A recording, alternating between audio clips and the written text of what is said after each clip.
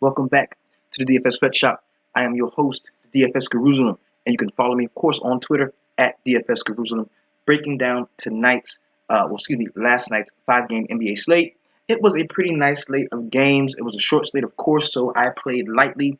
We also went with our stack and correlation a strategy, something that we always do. Remember, anytime we are under 6 games, with 5 games or less, we are stacking. And the one that I had probably the most of was the LA Lakers and the Toronto Raptors stack, and it proved to be a pretty decent way to go on the night, as we had some other ones that just didn't pan out. And we're going to talk about those as we get further into the show. Now, I know a lot of folks had some NFL stuff going on. Maybe we had some guys in the sweatshop really getting in on the NFL side. I had a pretty decent NFL lineup as well. I just entered one lineup and cashed in all 3 spots that I had it in. Went with Aaron Rodgers, Jordy Nelson, and Devontae Adams, so it was pretty good with that. Had a little bit of Atlanta running back exposure because against the Saints you can definitely target the run game. And the funny thing is, early in the season, I just fucked around and I rostered both running backs against the Saints, and they both were like 1 and 2 in fantasy points among all running backs of the week. So I went with that again. Didn't do as well as I did the first time, but it was pretty good. Had a good showing nonetheless.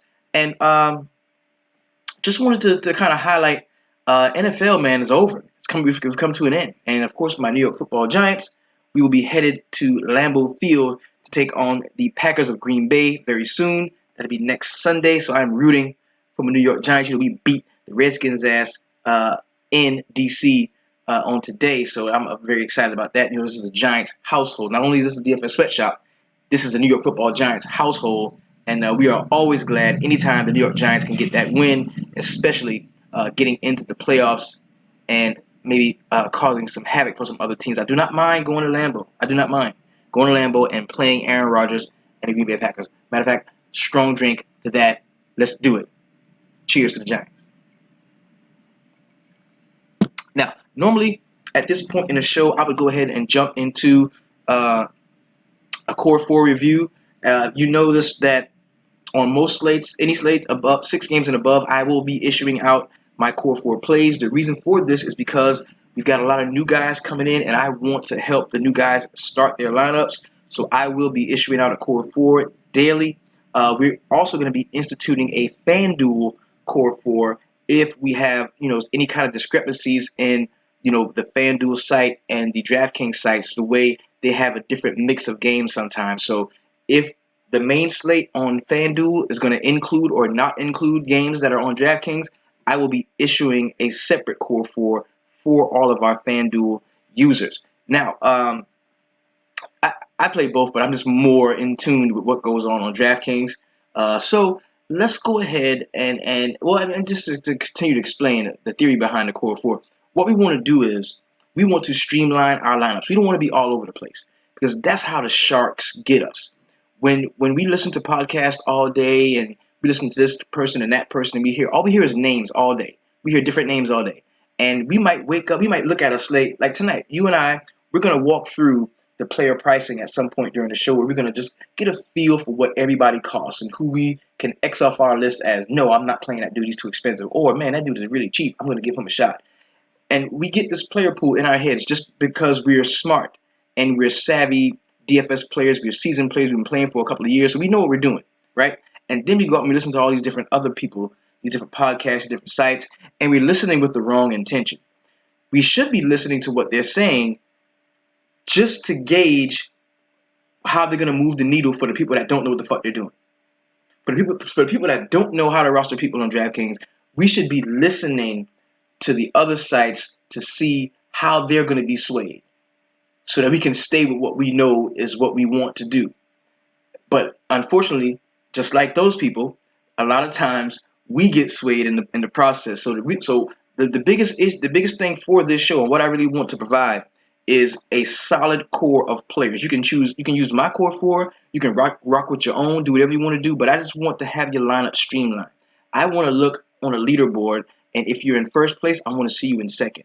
And I want to see you in third and seventh and 11th and 14th because you stuck to your core of players and you might have mixed and matched here and there in short spots. But what you ultimately did was you stuck to your core and you raped the cash line from the top down. That's what we want to do in the DFS sweatshop. So tomorrow, like I said, I will be issuing that core 4 for you. But let's go ahead and jump into the feature for players of the night. These are the most talked about, tweeted about guys in the DFS sweatshop, in the Facebook VIP, in the new Facebook group that we've got going on, as well as on Twitter. So, and on the website, of course. So let's go ahead and jump into that. We're going to start with a who dat scoring all them points over there, player of the night. This is a guy who at one point in his career, I was really a supporter of this guy. He was a New York Knick. He's also the son of one of my favorite basketball players. Had the killer crossover. He's not nearly as good as his dad was, but on tonight, he was pretty good, and that's why he is the who dat scoring all them points over there player tonight. We're talking about Tim Hardaway Jr. 7% in ownership, 3.3K, very close to minimum salary. Now, the key to this is 7% owned. On a 5-game slate, if you can get anybody that's less than 20% owned, you have a definite shot at creating that separation you need in order to climb up the leaderboard and really make a dent in these tournaments. And he provided that value for you at 3.3K, goes out and scores 39.25 DraftKings points. Excellent showing from Tim Hardaway Jr., and that's why he is the who dat scoring on points over there, play of the night. The next guy we're going to talk about is the how did I miss that play? And I'm going to highlight this dude because I didn't miss him. I had him in a couple spots, just not great spots, but I had him in a couple spots. And why didn't I think he would be a nice play across the board? Is what I'm talking about. How did I miss this guy as somebody that I can lock in to more than one or two lineups? He was a very good play in a really nice spot, and he was only 8% owned in most large tournaments. So a lot of people did not roster this dude. 92% of everybody who had lineups did not roster this dude. He's only 8% owned, and we are talking about Miles Turner at 6.3K. We talked about 8% ownership. Goes out and scores 48 DraftKings points. An excellent game we saw from Miles Turner. If you had him in your lineup, I know he created that separation that you needed to move you up the leaderboard some. The next play we're going to talk about is the heat check play tonight. This is the guy, sometimes it's the highest salaried guy, the guy who scores the most points, but it's just a dude that goes out and fucking balls. Just goes out and balls. And tonight, it was none other than Kyle Lowry at 34% in ownership. So he had a lot of people on his back. He goes out 8.8K in salary, returns 63.75 DraftKings points. An excellent game we saw from Kyle Lowry. This was a very competitive matchup between the Lakers and the Toronto Raptors. We knew that going in. We talked about it on yesterday's show, and it really proved to be a nice stackable game if you got the right pieces and put them in the right spots. The next guy we're going to talk about, because there's always that one motherfucker who fucked up all the lineups. And tonight, it's a big 7-foot bird nose, size 28 shoe, fake ass Superman Shaq, bounce around team LA, Orlando, Atlanta, Houston ass snowflake motherfucker.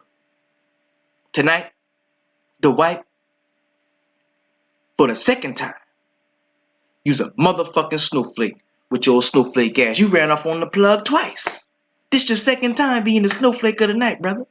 Get your shit together. It's a short slate. I don't want to dwell on it too long. Let's go move on with the rest of the show. Oh, snowflake ass. Now, let's go ahead and jump into a quick recap of last night's games. Over the last couple of days, I'm sure you've noticed the schedule's been kind of crazy. We're doing a new website relaunch where we're going to bring some new, cool, beautiful shit to the website. It's going to be so super dope. And haven't had time to really sit down and get with you and go through the show normally how we do in every phase. That is what we're going to be doing tonight and from here on after. So we are going to jump into a very quick recap of last night's 5 games. We do that because we've got to know where we've been in order to know where we want to go. Okay? Now, maybe you're not like me. For some reason, man, I think the DFS gods have blessed me on this mission to where I can take care of my kids, I can make love to my beautiful wife, I can go to work on both of my jobs, and I can watch every NBA game. And that's why a lot of times my show comes out a little later than other guys if they're doing them, because I'll go ahead and I'll watch all the games because I want to bring you, what happened in these games because maybe you can't watch all of the games. Maybe League Pass is a little too much. Maybe you don't know about Reddit where you can go and watch games for free. I ain't tell you that, right? So we've got to watch as many games as possible. That way we can get a real good read on the ebb and flow of a lot of the basketball games. And we talked about this a couple shows ago, researching who is the last starter to come off of the floor. A game starts. Let's say the game starts right now. All right, so these guys are playing 5-on-5. They're running. It's an NBA game. They're playing. Well, the last guy to come off of the floor the last starter to come off of the floor is probably going to be a guy that has a great game. And just like tonight, we saw Kyle Lowry. He is consistently the last starter to come off the floor. He shares time with the second team. He leads the league in minutes right now. Nick Batum in Charlotte, he's one of those guys. These are things we got to know. Because as we're rostering, as slates come up, if we don't know who's going to see the most minutes, and I'm not just talking about overall minutes, I'm talking about who's going to have the first crack at really influencing the game. Who's going to have the first try to spend all the time, almost 8 minutes into the first quarter, to really put his imprint on the game. Tonight, that was Kyle Lowry. Most nights, that's who's going to be. We've got to know things like this going forward. There will be charts and spreadsheets that will show you this when the new website comes out. Oh, it's going to be so great. What we do, we're taking so many things from other people. We're just getting advice from everything. And we're averaging it all out and we're putting it out there for you guys, man. This is some really awesome, super dope content, and I really feel like it is it is right what you're looking for the price point that the subscriptions go for. I think it's really good. I think it's actually half price of everybody else. So whatever, you can take that up with them. So let's go ahead and jump into the recap of last night's game. We're going to start in Atlanta with the Atlanta Hawks. This was an overtime game, could have went into 2 overtimes, and this is the game that kind of fucked up the cash line because we had guys like Paul Millsap balling hard, getting an extra extended run. We had Tony Parker. We had a few guys that really had another shot at improving on their fantasy nights, and we talked about one of these guys on the last show where I told you I said look, this dude is due for a good game. I think it happens tonight, and it's just something about when a dude plays shitty and so many people get off him. Like, I heard so much hate toward this dude that I just really felt like he was going to be in a good spot and he was going to have very low ownership for how good he could be. And we're talking about LaMarcus Aldridge. He played 43 minutes. Of course, the game did go into overtime. He had 27 points, 13 boards, 2 assists, and 3 blocks. A really nice game from him. We saw Kawhi Leonard for 28 minutes, and he had 13 and 4 to go with 2 assists, a steal, and a block. Now, there were some illness concerns with him going into this game. He was actually questionable up until around midday, maybe 2 or 3 o'clock. He was questionable, and then we found out that he wasn't going to give it a go. I didn't have him in any spots because I just didn't want to take that chance. Paul Gasol had a really good game at 18 and 9 to go with 2 assists, 1 steal, and 1 block. And Tony Parker, he played 31 minutes and had 22 points, 3 rebounds, and 6 assists. Pretty good game for him at that price point. The only other thing that we saw was Manu Ginobili in his 20 minutes, had 10, 3, and 3 assists to go with 2 steals. Pretty nice game from him. On the Atlanta side of the ball, we saw an excellent game in that overtime. He played 46 minutes. This is Paul Millsap, 32 points, 13 boards, and 3 assists to go with a block. Nice game from him. Dennis Schroeder doubled in his 33 minutes. He had 16, 2 rebounds, and 10 assists to go with 1 block. Nice game from him. Kyle Korver was knocking down shots. This dude had a really, really nice game. We talked a little bit about Kyle Korver on the last show when we were doing the player pricing, and he's somebody that I just thought was in a really good spot, was going to be able to shoot the long ball against the San Antonio Spurs, and he had 14 and 8 boards to go with 4 assists, 1 steal, and 1 block. Kind of a complete game we saw from him. Tim Hardaway Jr. dropped 29 to go with 5 rebounds and 1 assist. That's why he was the who that's going on points over there player of the night. Not much else we saw. Of course, Kent Bazemore is dead to me. Of course, we're going to be moving on to the next game. We're going to talk about the Miami Heat at home against the Detroit Pistons. Now, the no-brainer lock of the day was clearly Andre Drummond. I can't even take credit for telling somebody to play Andre Drummond. We all were on him. He was an excellent play. We knew especially once we weren't going to see Whiteside, that Drummond was going to be a dominant, excellent play. And he definitely went out and proved that. He had 25 points, 18 boards, 2 steals, and 2 blocks in his 36 minutes. Pretty good game from him. We saw a nice game from KCP. I was kind of leery on going with him because I like to roll with KCP in streaks. I guarantee you the next game out, he's going to have another good game. This dude has like 3 stinkers, 2 good games, 2 stinkers, 3 great games. That's just the way this dude plays. So next time out, if they're in a good matchup, I'm fucking with KCP. Finally saw a good game from Reggie Jackson in his 32 minutes. He had 27 and 2, with 4 assists and 1 steal. And to give you the KCP stat line, it was 23 points, 6 rebounds, 5 assists, and 2 steals in his 39 minutes. Pretty good game we saw from Contavious Caldwell-Pope. Not much else on the Detroit side, as they really didn't need it. But on the Miami side, this is where you had to kind of pick your poison and choose your spots wisely, because we saw a mass exodus of Miami starters. This was all bench guys. Like, I mean, it's a complete bench team. Nobody played that was good, but there were so many good plays from the people that did play. Josh Richardson, in his 37 minutes, he had 14 and 1 rebound to go with 8 assists and 2 steals. We saw a nice game from Josh Johnson off of the bench. He had 33 minutes and 20 points to go with 7 rebounds, 3 assists, 1 steal, and 1 block. Even Derek Williams got into the action. He had 10 points and 6 rebounds to go with 2 assists. Pretty nice game from him at that price point. And Wayne Ellington chipped in 18 to go with 4 rebounds, 3 assists. Pretty nice game at that price point. The only guy that really didn't ball out was the only guy that was really supposed to. Tyler Johnson, in 28 minutes, he had 11 points, 1 rebound, 5 assists, 1 steal, and 2 blocks. Pretty decent game at his price point. The next game, if I told you that, the Pacers were going to blow the doors off of the Orlando Magic, and it was going to be 117 points scored by the Pacers, who do you think would be the one to have a really nice game? It wasn't him. He was a motherfucking snowflake. Let's go ahead and jump into it. We're talking about Paul George here, man. Not a good game from him at all, man. In 30 minutes, he had 19 points, 5 rebounds, and 3 assists. Not a great game at all from him. Miles Turner was actually the play of this game. He is the how did I miss that play tonight. He had 23 points, 12 boards, 3 assists, 1 steal, and 1 block in his 31 minutes. A nice game from him. Didn't see very much from Thad Young either. He played 31 minutes and had 10 boards, 3 rebounds, 1 assist, and 2 steals. This was not the stat game that we thought it was going in. Al Jefferson off of the bench had 12 and 3 to go with 1 assist and 1 block. Aaron Brooks in 17 minutes had 14 and 2 to go with 2 assists and 1 block. So other guys scored than the guys that we really were on to begin with in this Indiana stack.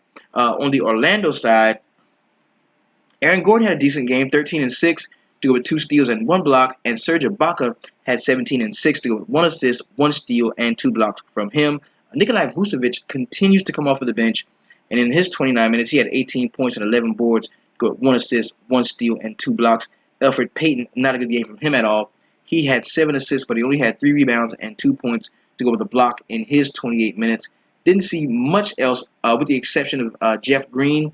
He did play 22 minutes, and he had 17 points, 2 rebounds, and 2 assists in his time on the floor.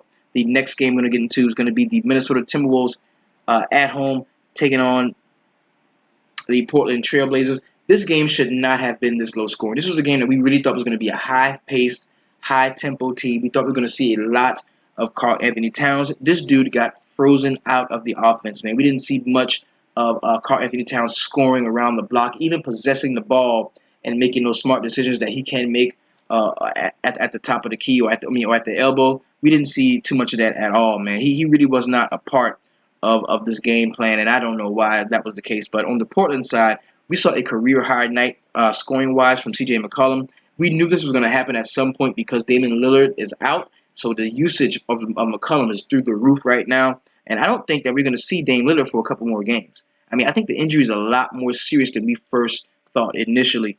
McCollum had 43 points to go with 5 rebounds, 3 assists, 3 steals, and 1 block. Pretty nice game we saw from him.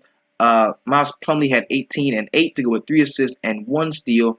And we saw Allen Crabbe for 40 minutes. This dude led the team in minutes. And he had 10 points, 8 rebounds, 1 assist, and 1 block. Not a good game from Maurice Harkless. He had 8 points and 5 boards with 1 assist, 2 steals, and 2 blocks. We also saw Evan Turner for 30 minutes. He had 11 points, 3 rebounds, 1 assist, 2 steals, and 4 blocks, which were big and definitely helped him to make that value we were looking for. On the Minnesota side, Andrew Wiggins, man, he continues to dominate the ball, and he shot 50%, so you really can't argue with that. But he had 24 points and 5 boards, go with 1 assist and 1 steal. This dude needs to do more peripherally, man. There's no way a guy this athletic, this talented, cannot assist the ball, cannot develop at some point the court vision to be more of a floor general. Because Ricky Rubio, man, he got yanked from the game, and Chris Dunn was in the game for Chris Dunn had 21 minutes.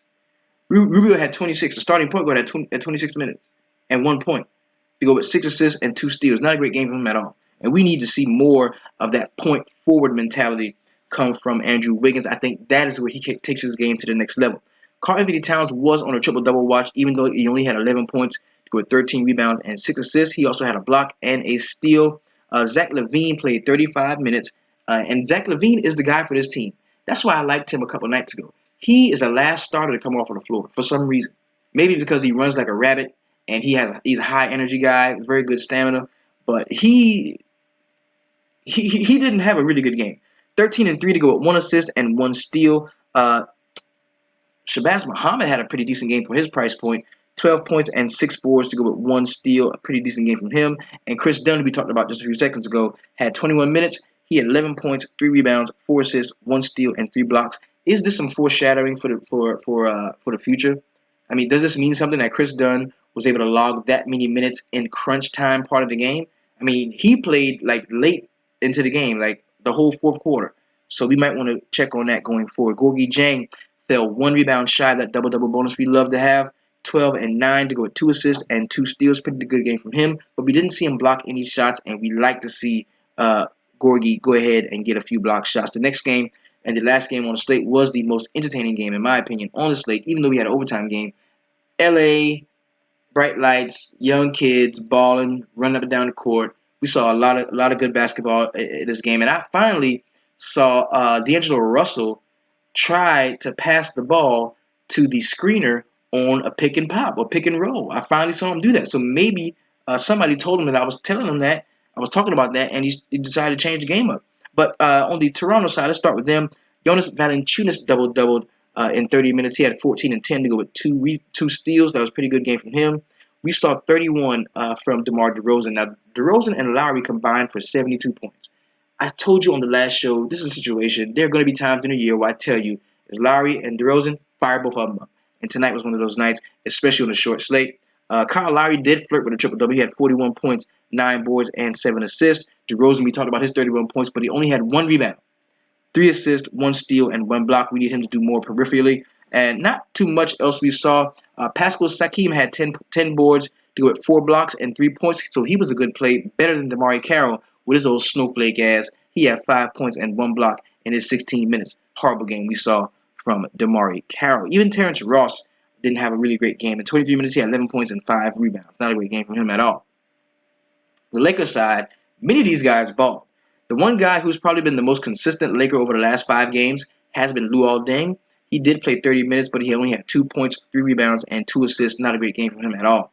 We saw a really nice game from Julius Randle, and at a point late in the third quarter, he was on triple-double watch. He finished with 15 points to go with 9 rebounds and 6 assists, 3 steals, and 2 blocks in 35 minutes. Nice game we saw from Julius Randle. Timothy Mozgov in his 20 minutes had 6 and 3 to go with a steal and a block. Not good for him.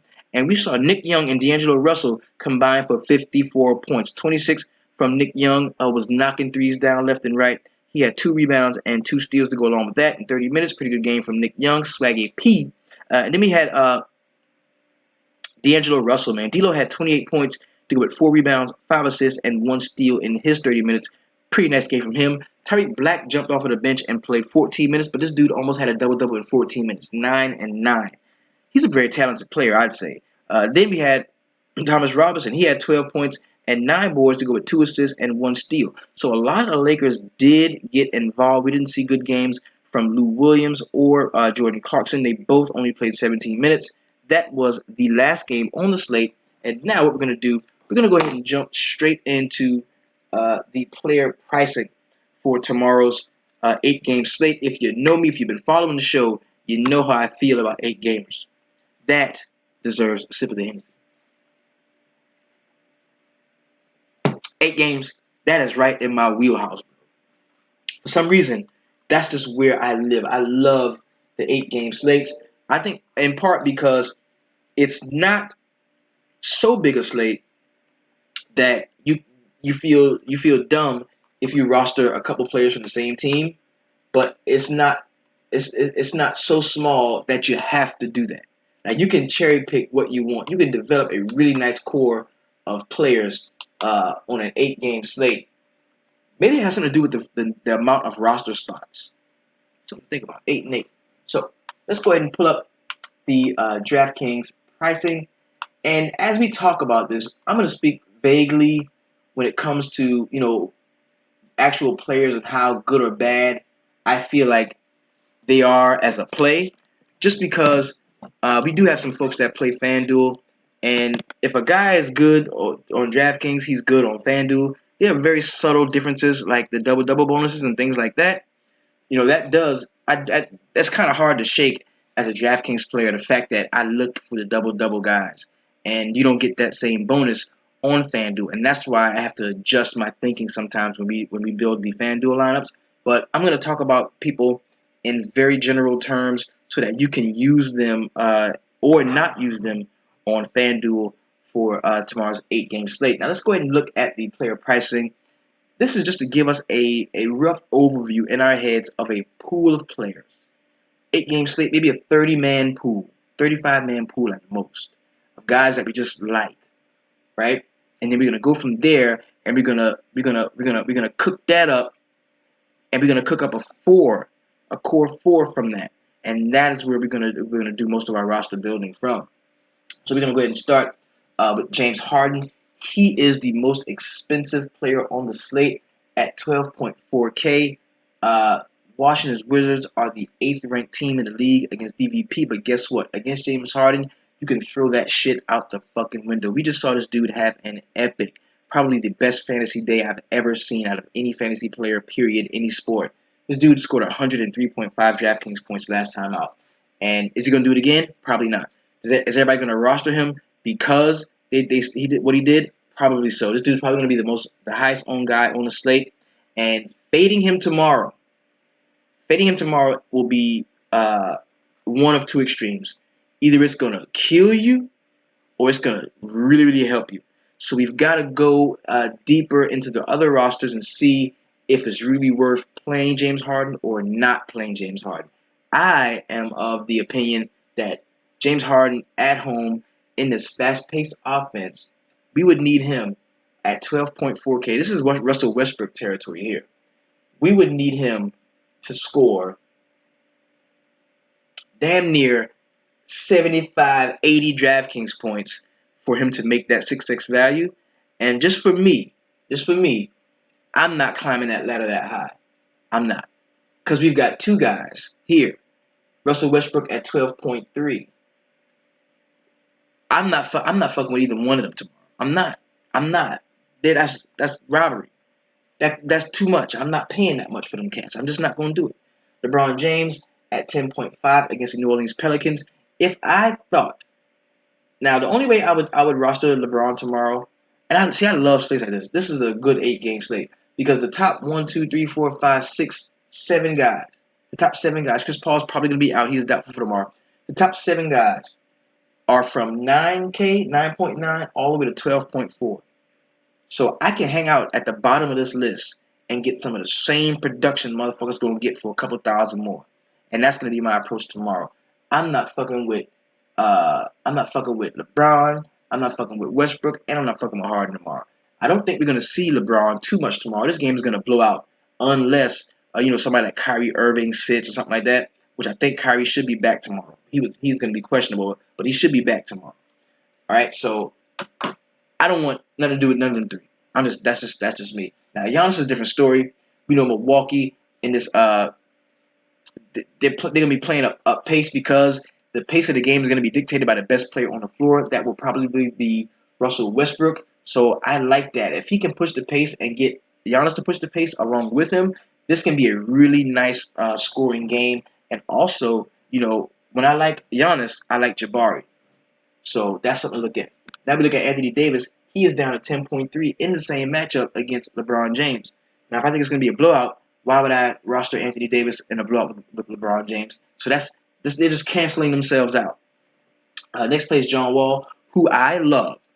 I love Washington players specifically against Houston because the pace is so fast, and we've got so many bad defenders on the Houston team, especially if we don't see Pat Beverly tomorrow. So I love John Wall at 10.1. I think that is a really nice play. Kevin Durant against Denver, I like that at 9.9. Chris Paul, we know he's probably going to be out. Kevin Love is a no for me.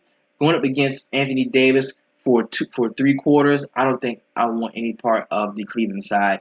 Jimmy Butler is in play, certainly, at 8.7 against the Charlotte Hornets. Steph Curry, 8.6, is not a play I think I like too much. Gordon Hayward against Brooklyn, I like that at 8.1. Nick Batum going up against Jimmy Butler. Or he may be going up against Dwayne Wade, depending on how that goes. I like him at 8K. Kemba Walker is a play who I think can be really good at 7.9. And see, you see like the possibility of a stack of a quick game stack with Nicholas Batum, Kemba Walker, Jimmy Butler. This could be a nice little game stack. We're gonna check out the point totals in a moment to really get some clarification on it. Kyrie Irving is gonna be questionable tomorrow at 7.8. If he plays, if all three of them play, Kyrie's the only one that I would like in this game. For number one, he's the cheapest, so it's the easiest for him to get the 6x value. And number two, he is the point guard, so he's gonna be handling the ball a lot. Blake Griffin, of course, is still out. I do like Eric Bledsoe at 7.6 if we don't see Chris Paul tomorrow for sure. Draymond Green is in play at 7.5, even though it's the 8th ranked team against power forwards. Rudy Gobert is in play against Brook Lopez. And Brook Lopez sees so much usage that I think that will give Rudy Gobert a really nice shot at easy rebounds in the paint as well as block shots. So I like Rudy Gobert tomorrow. I love Jabari Parker at 7.3. Sabonis is going to be on for the first quarter. He's going to destroy him. Carmelo Anthony is questionable. He probably is going to play tomorrow. 7.2 against Orlando. I don't know how. I don't like that at all. DeAndre Jordan without Chris Paul is a no for me. Kristaps Porzingis is also questionable. They both he sat out and Melo got injured, but he sat out the last game. And I don't like Carmelo at 7.1. Jokic, just play him. Now against Golden State Warriors, this could be a very tough game. This is really going to test the Jokic supporters. If you play him here, you really like him. And I think just because people are going to see that second-ranked DVP, they're going to see Golden State at home, they're going to completely run away from this Nikola Jokic play, I kind of like him tomorrow. Serge Ibaka is definitely in play for me at 6.7 going to New York. You know you can attack the Knicks rebounding. Klay Thompson is one of my favorite plays. This dude continues to stay under the radar. Price stays around 6.5, 6.6, 6.4. I love Klay Thompson tomorrow against the Denver Nuggets. George Hill is probably going to be out tomorrow. Bradley Beal is questionable, probably will not play. If he does, I don't want any part of him. Drew Holiday is somebody who is in play. We know we can attack Kyrie Irving as a point guard if he's playing. I like that. Derrick Rose is a no for me going against the first-ranked team against point guards. Martin Gortat, this dude is seeing so many minutes. This dude is like, I think of all centers in the league right now for the last 5 games, he is definitely leading in minutes. This dude is always on the floor. Ian Mahinmi is hurt. They don't have anybody else they can trust to bang down low. I think Martin Gortat is a good play. Dwayne Wade is in play at 6.3. I like him. Devin Booker is in play at 6.3. I like him. Nikolai Vucevic, of course, I wish he could start him, but even though he's coming off the bench, he is still a decent play. Brook Lopez is a no for me going against Rudy Gobert. Otto Porter is in play at 6.1. Danilo Gallinari is definitely in play at 6K flat tomorrow. Evan Fournier is probably going to be out. He did not play today. Alfred Payton against the New York Knicks is in play at 5.9, especially if we don't see Evan Fournier. Rajon Rondo is a no for me. He got benched or didn't start the game in favor of Michael Carter-Williams. That might be something we can look at going forward. Ryan Anderson is definitely in play at 5.8. I like Wilson Chandler at 5.7. I don't think this game is going to blow out the way because the point total already is not that big. So I don't know if this game blows out. I'm not sure. Eric Gordon at 5.7 is in play against the Washington Wizards. Will Barton is a no for me. Sean Kilpatrick is a no for me against Utah. Trevor Ariza is in play, definitely at 5.5. Vic Oladipo is in play, especially if you wanted to get pieces of Russell Westbrook without actually buying Russell Westbrook. Vic Oladipo could be a play for you. Pat Bev may not see the court tomorrow. If he doesn't, uh, I like Aaron Gordon even more, and James Harden also comes into play if we don't see Patrick Beverly, because that takes defense from the Houston side, which adds scoring to the Washington side, which we will have to see uh, uh, James Harden, exert more offensively. That's what really led to that what happened, because we didn't see Patrick Beverly at all in that last game. So the defensive aspect from the Houston side was gone. So the Knicks were scoring on them. The Knicks were definitely scoring on them, especially the point guard position. We saw excellent games from Holiday, as well as Derrick Rose had a decent game. Even Brandon Jennings had a decent game.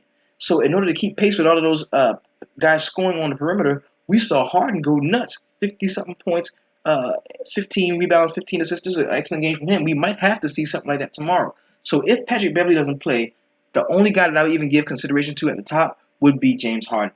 Enes Kanter at 5.3 is definitely in play for me against the Milwaukee Bucks. Jeremy Lin is probably going to be out tomorrow. If he does play, I still don't like him. The price is all the way up on Malcolm Brogdon, but I don't think that is a mistake. I think we can definitely look to Malcolm Brogdon at 5.1, but remember, he's probably going to be seeing Oladipo defense, who is a very solid defender, so tread lightly there. JJ Redick at 5.2. If we don't see Chris Paul, the points got to come from somewhere. This dude can get hot at any time, so that makes him a play for me tomorrow. Steven Adams at 5.1 is in play. Markieff Morris is a no. Montrezl Harrell is a no for me. Shelvin Mack is definitely in play. It's definitely in play against the Brooklyn Nets. Definitely. Trevor Booker. This is going to be a revenge game for him. We know that Trevor Booker was with the Utah Jazz. He liked playing in Utah, actually, but they didn't want to pay him, so he went to Brooklyn. 5K flat for him. I think that's a really decent play if you're looking for that narrative. Just a guy who has a want-to game, a game where he wants to play well, because these are all superior world-class athletes. When they want to play well or better than they normally do, they definitely have that opportunity. TJ Warren at 5K. I don't know why the price went up. He's had some stinkers. He was 4.6K, had some shitty games, now he's up to 5K. I don't know how I feel about that. Rodney Hood is in play at 4.9. Definitely, we can look to Derek Favors at 4.9. I think that's a decent play. Clint Capella's out. Austin Rivers, if we don't see Chris Paul, the coach's son, is definitely in play at 4.9. Aaron Gordon, against most other teams, I would say no, but against the Knicks, he's definitely in play. Joakim Noah had a really nice game out. I don't think we see that again from him tomorrow. Emmanuel Mudiay, we can attack Golden State, especially Steph Curry at the point guard position. Emmanuel Mudiay could be a decent play at 4.7. Gary Harris is somebody who I like at 4.7. I'm telling you, I do not think this game blows out. I just don't. Taj Gibson at 4.7 is a decent play against the Charlotte Hornets. We know we can attack the Hornets rebounding. Tristan Thompson is a decent play. If you want a piece of that Cleveland offense, he is 4.7K. Jamal Crawford is in play if we don't see Chris Paul tomorrow. Greg Monroe is a no for me against the Oklahoma City Thunder. MKG is somebody who I kind of like at 4.6. The price is down just enough on him, and the guy he's going to be guarding is going to be seeing a lot of usage, so he's going to see a lot of defensive usage, which means he's going to be on the court a lot. He's going to be on the court a lot, so I do like MKG tomorrow. Robin Lopez is in play if you wanted a cheaper option to attack Charlotte rebounding at 4.6. Cody Zeller is definitely in play at 4.6. I like him tomorrow. Dante Cunningham is a no for me. Jody Meeks is in play at 4.6 if we don't see Evan Fournier. Tyson Chandler is a no for me tomorrow. Kenneth Faried is a very interesting play at 4.5. Golden State, when they go small, if Golden State goes small and we don't see Jokic, they just take Jokic off the floor. Fuck it. We're going to see a lot of Kenneth Faried. So he's definitely in play tomorrow. Terrence Jones at 4.4 is a no. Marvin Williams is in play at 4.3. Brandon Jennings is a no for me tomorrow. Bismack Biyombo is a no for me. Raymond Felton at 4.3. Yet another LA Clipper guard that is in play if we don't see Chris Paul tomorrow. Nikolai Mirotic, I kind of like him at 4.2 going up against the Charlotte Hornets. Justin Holiday at 4.2, I think is in play against the Orlando Magic. I think this game could get out of hand if we see the full New York starters. Brandon Knight, I like him off the bench at 4.2 to go up against the LA Clippers. I kind of like Brandon Knight tomorrow for real. Most spades is a no. Tyreek Evans, at some point we've got to play him before the price goes up. Now I don't think tomorrow's the night, because they're going to be playing the Cavaliers, and it might be a blowout game, and this is a guy that's coming off an injury. They're not going to run him a lot in the blowout, but we've got to pay attention to Tyreek Evans. The price is still low on him, 4.1K. I think we can use him going forward, just not tomorrow night. Joe Ingles is in play at 4K for me. Bojan Bogdanovic is not. Michael Carter Williams, the price is still low on him, 4K, so I think he's in play. Jeremy Lamb can be a nice salary saving option for you at 4K going up against the Chicago Bulls. Tim Frazier is a no. Kelly Oubre Jr. is in play for me because it's either him or Marcus Thornton that's going to see a lot of the run if we don't see Brad Beal tomorrow. So we've got to, stay invested in Twitter and keep up with the news and notes and know what's going on with that. John Henson at 3.8 is a no for me. His minutes have greatly decreased since we've seen Greg Monroe turn it on and play a lot better. If Matthew Dellavedova is out, we already talked about Malcolm Brogdon being a part of a really good team pushing the ball in a high-paced game against Oklahoma City Thunder. So if Dellavedova plays, we scale back on Brogdon, and I don't like Dellavedova if he does play. Hollis Jefferson at 3.7 is not in play for me. Courtney Lee is probably going to be out again. PJ Tucker is a no at 3.7. Frank Kaminsky deserves consideration at 3.6. That price is very low for a guy who gets a lot of run with the Charlotte Hornets second team. Nene at 3.6 is in play for me tomorrow. Iman Shumpert and some scrub love could be in play, definitely. Kyle O'Quinn, he probably going to be out tomorrow at 3.6. Alex Lynn at 3.6 is in play for me against DeAndre Jordan and the LA Clippers.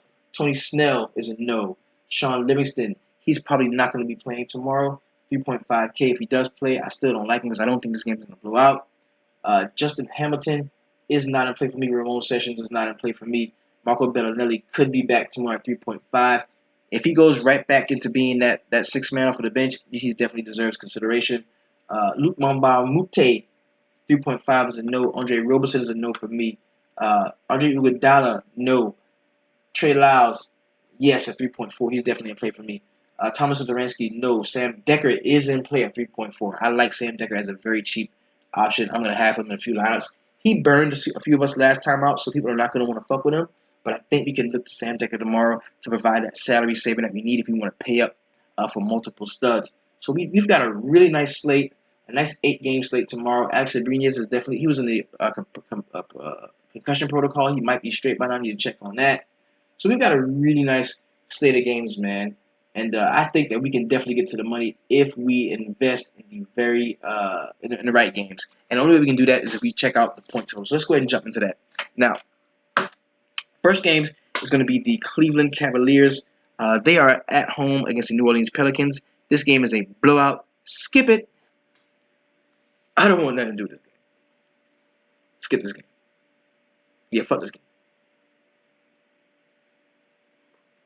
You're not going to see 4 quarters of LeBron. There's no point. You're not going to see 4 quarters of Kevin Love. There's no point. I don't want anything to do with this game. I'm good.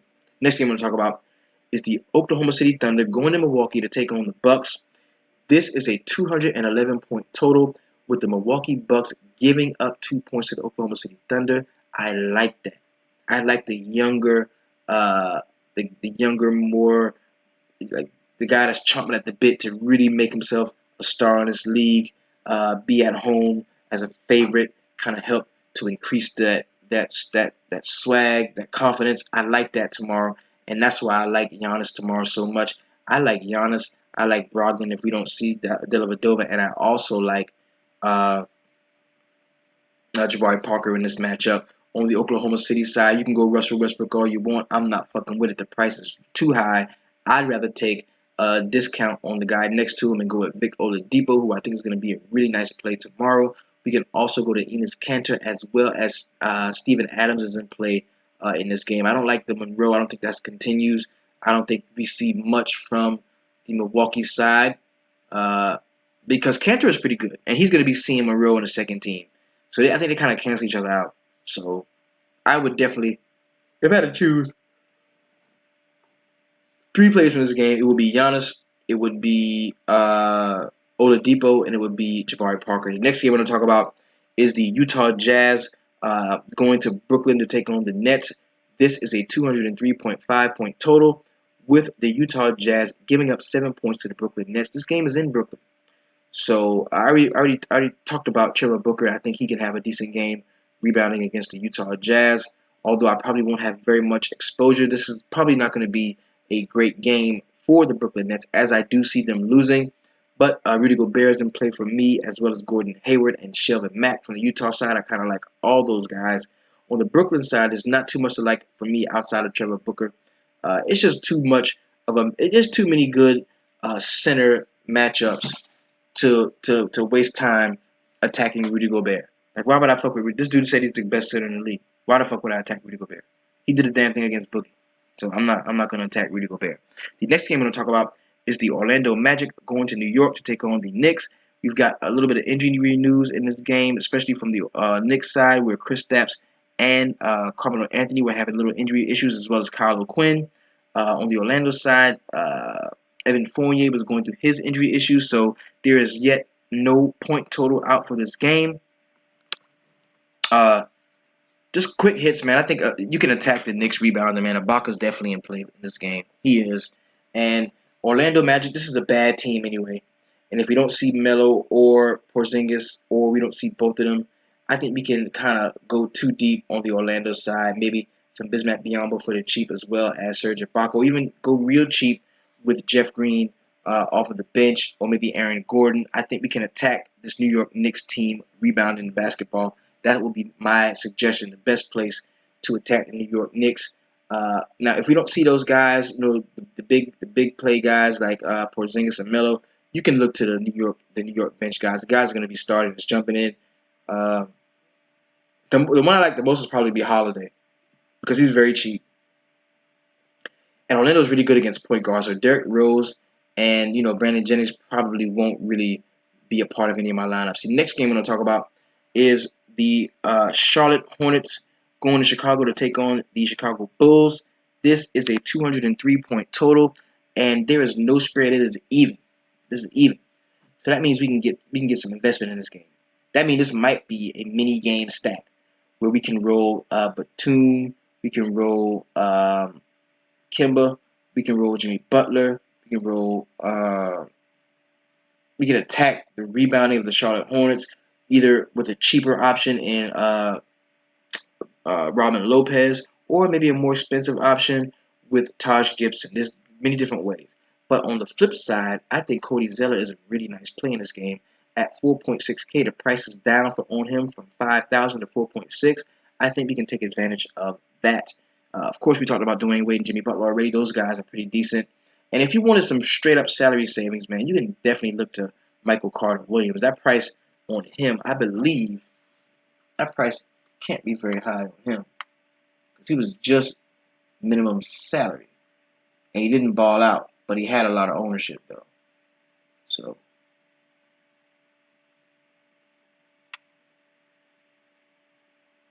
what was the price for Michael Carter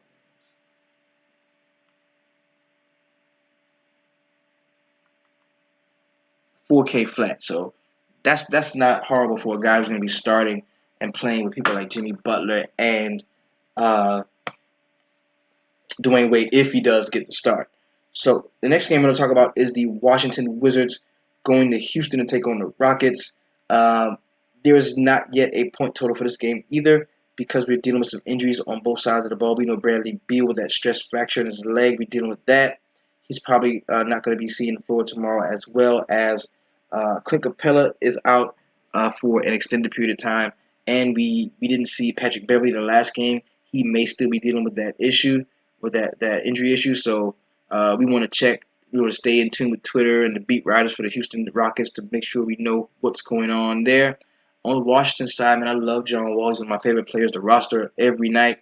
I think you can look to James Harden if we don't see Pat Bev. If Pat Beverly's playing, I think he takes a little bit off of that, a little bit of that, hey man, I gotta score points from James Harden, because he goes out and he plays really sound defense, and the score does not get out of hand. Houston wins. And this is going to be a very competitive game. I like this game a lot. This is one of my favorite games on the slate. So James Harden is in play as one of the only guys at the top of the list that we could see if we don't see Patrick Beverley. As far as the cheap stuff, we talked about Montrezl Harrell, who I really don't like him very much. I like Ryan Anderson. I like Sam Decker. I think Eric Gordon can be a decent play if we don't see Patrick Beverley. On the Washington side, I'm not fucking with Markieff Morris. I am done with that, so he's probably going to go out and score like 80 points, but I'm not fucking with that. I do think we can go back to Otto Porter. I do. I think we can go to Otto Porter. I like an Otto Porter, John Wall, and Gortat stack in this game. I think that's going to be a really nice way to attack the Houston Rockets is with those three guys. So the next game we're going to talk about is a 14.5 point total. And there's something inside of me that's telling me this game is not going to blow out to the point to where we don't see any starter from Golden State in the fourth quarter. And to play it safe, the thing about Golden State and blowouts I really like is this one guy, there's two guys that we see a lot of, one guy in particular who we still see a lot of in blowouts, and that's Klay Thompson. I love Klay Thompson. He's one of my favorite players on the slate. I think he's going to have a really nice game against the Denver Nuggets. This is a 227.5 point total with the Nuggets receiving 14.5 points from the Golden State Warriors. I think you can take your pick of which Denver Nuggets you want to start because they're going to be behind some. They're going to want to play with a sense of urgency. Jokic is definitely in play for me, as well as Danilo Gallinari. You can even go as low as Gary Harris, who is a pretty good defender. He's a pretty good defender. He's going to be on Klay Thompson, but Klay Thompson just shoots the ball so well that he kind of cancels that out for us. So this is going to be a very entertaining game. I don't think this game is going to see the ownership that it should see, and for that reason, I think this is going to be the game that kind of decides some tournaments, some winners and losers in tournaments. I just have this feeling, and when I got this feeling, I got to tell you about it. I like the Denver and Golden State game. The last game on the slate is going to be the Phoenix Suns going to LA to take on the Clippers. Of course, there is no point total for this game as of yet because we don't have solid, dependable news on the status of Chris Paul. We actually aren't sure he's going to play. I saw somewhere where he said he was doubtful, and if he doesn't play, there's not too much to like in the LA Clippers front court. You talk about people like DeAndre Jordan. Like, no, I'm not rushing DeAndre Jordan. I'm just not without Chris Paul. I'm just not doing it. I mean, he might still play well, but I'm not doing it. I'm just not doing it. On the Phoenix side, we don't see Chris Paul. I like Eric Bledsoe. Fire him up. I think we can go. I think we can attack them like bim bim, two ways. Eric Bledsoe as well as Devin Booker is going to be in play for me if we don't see Chris Paul, because Chris Paul not being on the floor just weakens the entirety of the LA Clippers perimeter defense, and I think we can definitely go to either Bledsoe or Booker to really have decent games if we don't see Chris Paul tomorrow. If Chris Paul is in, the ownership is probably going to be low. They're not stupid. They're not going to just roll him out there and he's not ready to go. If he does play, I do like him. And I like DeAndre Jordan if he does play. Not too much else to speak about on this team. We don't see Chris Paul, then that means we have the regular trio of guards that are in play. But to add to that dynamic, we may see J.J. Redick back. And if J.J. Redick does play, I like him more than I like the coach's son. I like him more than I like Crawford, and I like him more than I like Felton. So if Redick plays tomorrow night, he's definitely going to be in a few of my lineups. Now, we have gone over the point totals for tonight. You should have a player pool already established in your head, guys, that you said yes or no to when you look down this list. From there, I want you to establish a core of players, and then you follow through with the other two steps when it comes to the Core 4 roster building strategy that is only taught in the DFS Sweatshop. And if you want to know more about it, go visit the website at www.dfssweatshop.com. There we've got some tutorial videos that will break it down for you in its entirety. If you would like to support the show, there are many different ways to do it. You are doing it in the most purest form right now by giving me your likes, your views, your attention, your comments, your love, your hate, whatever. As long as you're just chopping up in the sweatshop, I thank you for it. But if you wanted to further support the show, there's going to be a button over here. You can go and hit that button that says support the show. Let it take you wherever it has to take you to support the show. You can go and check out the dfssweatshop.com swag. 300 Club swag if you want to cop that. We've got the hoodies, t-shirts, 100% gilded cotton, very nice, high quality shit. You can definitely jump on that. You can patronize my personal PayPal, SimmonsMaurice95 at yahoo.com. Everything you contribute is going to go to supporting the show, developing the brand, growing it, and make it more better for you. We're going to be adding to the website. We talked about the relaunch we're doing, man. It's going to be some really nice shit, man. Really nice shit. I'm so happy, so proud to be a part of all of this. And the best way to support the show is to go ahead and become a full-fledged member of the DFS Sweatshop. Visit the website, get logged in, and get with us in here. This has been your DFS Jerusalem, thanking you for another wonderful day in daily fantasy sports. Tomorrow, let's go out in this 8-game slate and let's do the damn thing. But remember, the number one thing we want to do in the sweatshop, we always keep it 300.